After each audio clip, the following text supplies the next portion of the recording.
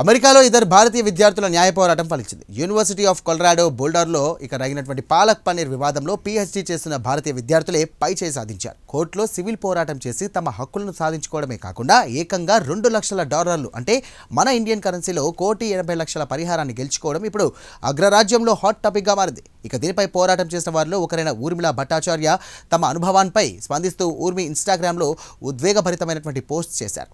ఈ ఏడాది తాము ఒక పోరాటం చేశానని, తన చర్మం రంగు తన యాసతో సంబంధం లేకుండా తనకు నచ్చిన ఆహారం తినే స్వేచ్ఛ కోసం తాను పోరాడానని, అన్యాయం ముందు తాను తల వంచనని ఆమె రాశారు. ఈ వార్త సోషల్ మీడియాలో వైరల్ కావడంతో వివక్షపై గలమెత్తిన ఈ భారతీయ విద్యార్థుల ధైర్యాన్ని నెటిజన్లు ప్రశంసిస్తున్నారు. మరి అమెరికాలోని ఓ ప్రముఖ యూనివర్సిటీ మెడలు వంచిన పాలక్ పన్నీర్ వివాదం ఏంటో తెలుసుకోవాలంటే లెట్స్ వాచ్.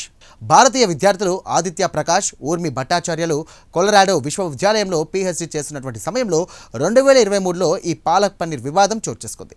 ఆదిత్య ప్రకాష్ తన లంచ్ బాక్స్లో పాలక్ పన్నీర్ తెచ్చుకున్నాడు. దాన్ని డిపార్ట్మెంట్ మైక్రోవేవ్లో వేడి చేసేందుకు పెట్టారు. అప్పుడు యూనివర్సిటీ సిబ్బంది తీవ్రమైనటువంటి వాసన వస్తోందని, పాలక్ పన్నీర్ను మైక్రోవేవ్లో వేడి చేయొద్దని అభ్యంతరం వ్యక్తం చేశారు.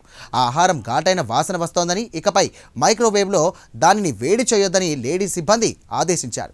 దీనికి ఆదిత్య స్పందిస్తూ ఇది కేవలం ఆహారం మాత్రమే, నేను వేడి చేసుకొని వెళ్ళిపోతానని బదులిచ్చాడు. అయినా కానీ ఆమె వినకుండా రూడ్గా ప్రవర్తించడంతో ఆ చిన్న వివాదం కాస్త పెద్దదిగా మారింది.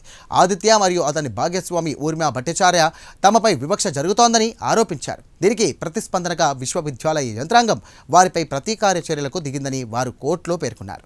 ఆదిత్యను సీనియర్ ఫ్యాకల్టీ పదే మీటింగులకు పిలిచి అతని సిబ్బందికి అభద్రతా భావం కలిగిస్తున్నాడని ఆరోపించారు. ఊర్మిని ఎటువంటి వివరణ ఇవ్వకుండానే ఆమెను టీచింగ్ అసిస్టెంట్ పదవి నుండి తొలగించారు. పాలక్ పన్నీర్ ఘటన జరిగి 2 రోజుల తర్వాత ఊర్మి మరికొందరు భారతీయ ఆహారం తిన్నందుకు వారిని అల్లర్లను ప్రేరేపిస్తున్నారని యూనివర్సిటీ సిబ్బంది ఆరోపించింది. అంతటితో ఆగకుండా విశ్వవిద్యాలయం వారి మాస్టర్స్ డిగ్రీలను కూడా నిలిపివేయడంతో ఈ జంట అమెరికా డిస్ట్రిక్ట్ కోర్టులో సివిల్ హక్కుల దావా వేశారు. డిపార్ట్మెంట్ కిచెన్ రూల్స్ దక్షిణాసియా వారిని వేరుగా పరిగణిస్తున్నాయని తెలియజేశారు. కామన్ ఏరియాలో తాము లంచ్ బాక్సులను తెరవకుండా నిరుత్సాహపరుస్తున్నారని కూడా పేర్కొన్నారు. సుమారు 2 ఏళ్ల పాటు సాగినటువంటి ఈ చట్టపరమైనటువంటి పోరాటం సెప్టెంబర్ 2025లో ఒక ఒప్పందంతో ముగిసింది.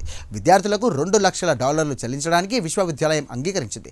నిలిపివేసిన వారి మాస్టర్స్ డిగ్రీలను కూడా ప్రదానం చేసింది. అయితే భవిష్యత్తులో వారు ఆ విశ్వవిద్యాలయంలో మళ్ళీ చదవడానికి లేదా పని చేయడానికి వీల్లేదని రూల్ విధించింది. ఈ నెలలోనే ఈ జంట భారత్కు తిరిగి వచ్చారు. ఏది ఏమైనా వివక్షను సహించేది లేదని భారతీయ విద్యార్థులు ఈ సంఘటనతో రుజువు చేయడంపై నెటిజన్లు హర్షం వ్యక్తం చేస్తున్నారు.